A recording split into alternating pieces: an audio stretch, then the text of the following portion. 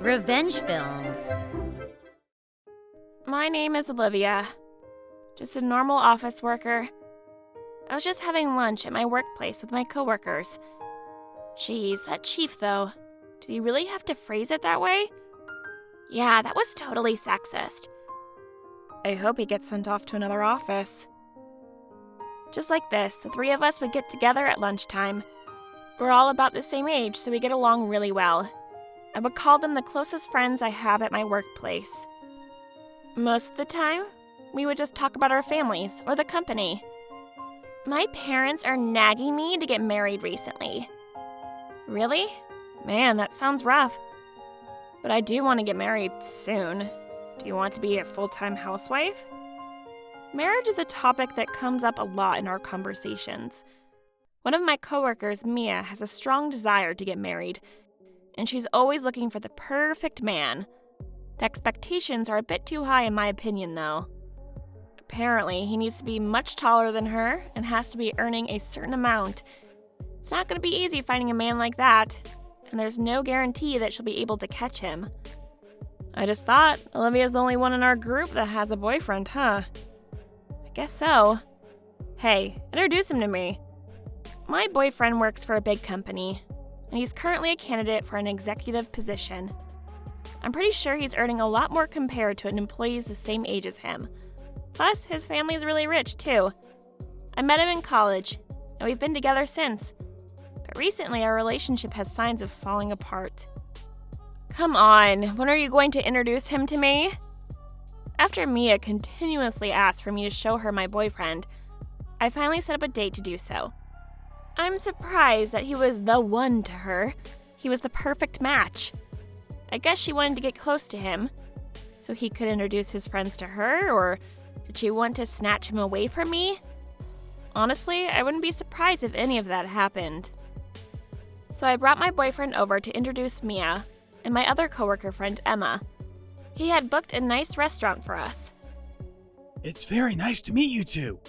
I'm Joshua, Olivia's boyfriend. It's so nice to meet you. I'm Mia, Olivia's coworker. It was cool just introducing them to Joshua, but it was very clear and obvious that Mia had her eyes on him.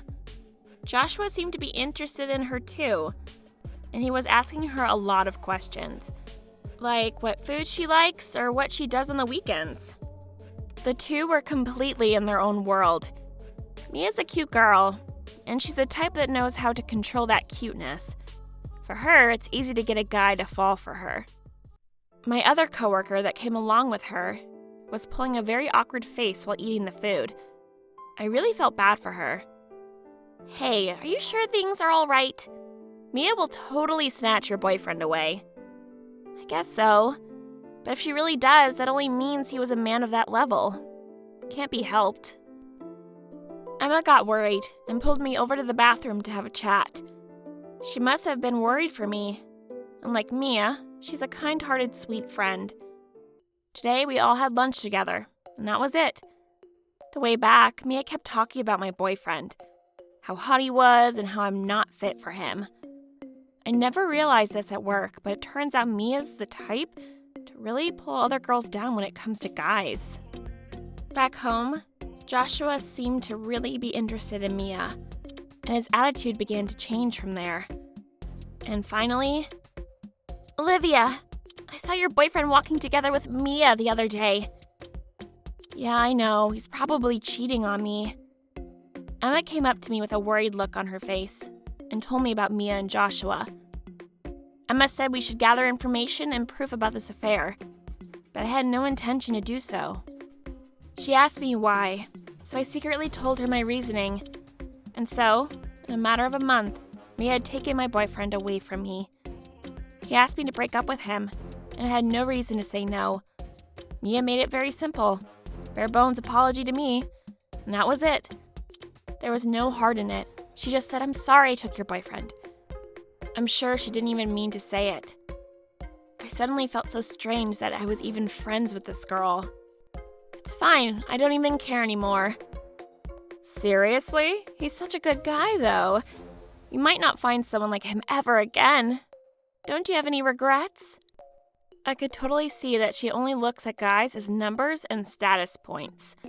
I said, "It's fine," again.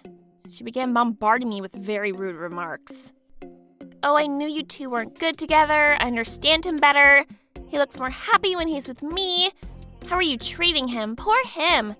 Why did he have to meet you first? I feel so bad for him," and on like that. It ended with a non-heartfelt apology again, but I obviously didn't accept it as one. I think something in her made her believe she was superior to me, and therefore felt she had no need to be apologetic to me. You know what? Actually, when I get married, I'm gonna quit this job. And for the baby. Huh? Finally, Mia broke to me that she was going to marry him and quit this company. She seemed so happy talking about her new life that's waiting for her. How she'll live in a big mansion and have cleaning helpers to do the chores. However, Mia seemed like she didn't know about his family situation yet. So out of kindness, I gave her just one warning. "Hey Mia, just a quick heads up. Joshua's family is pretty religious, but it's a bit unique. Be careful."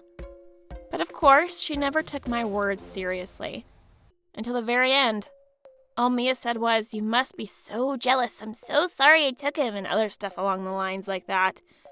Soon after that, Mia had her baby and quit her job. I can't believe her. I never thought she could be this cruel. It's okay. She's gonna realize the truth sooner or later anyways. Wait, is that bad? Trust me, his family's pretty scary. A few months later, I received an invitation for Mia's wedding. But of course I didn't go. She can just enjoy the peace while it's still there. I'm sure she'll understand the truth in a month or so. A few months after her marriage, I received an update that Mia got pregnant. But within a few days, I started getting calls nonstop from her. "Oh, you finally noticed," I muttered and picked up the phone. The call, as I predicted, was about Joshua's family. "Why didn't you tell me? Weren't we friends?" She kept yelling at me, as if she truly believed I was a good friend to her. Joshua's family sure is rich. His family has a lot of money, but his family is under this dodgy religion, and people in his family have to go through ridiculous rituals under the name of trials or training. After I knew about this, I tried telling him that I wanted to end our relationship, but he wanted to stay together. It was about this time when Mia wanted me to introduce Joshua to her, so I honestly felt this was the best opportunity to do so. If it was Mia, I knew she would have the skills to make herself look good and make Joshua fall for her. Like, they keep forcing me to join this religion, and they say I have to give my newborn baby to other people, and I'm not allowed to raise the baby? It's just crazy. Well, that sounds rough. My response made her quite angry, and she yelled at me. "You're just laughing at me like it's none of your business, aren't you?" I did warn her about his family and the religion they follow. Well, whatever the reason, I can never think of Mia, a girl who steals people's partners, as a friend anymore. On the phone, I told her, "Why don't you just break up with him?" But, "No way! He's the best man I've met in years. There's no way I'm giving him up," she replied. So I said back, "I guess you just have to suck it up." But she doesn't want to. Apparently, part of this training forces women to have affairs with random men, and Mia really didn't want to do that. She wants the money, but not the religion. I was exasperated by her greediness. "I don't care what, just help me," Mia pleaded, and I replied, "Well, it's on you that you came up to my boyfriend with the intent of stealing him from me, without any prior knowledge about who he is. So that's that. Don't call me anymore." "Pretty please, Olivia."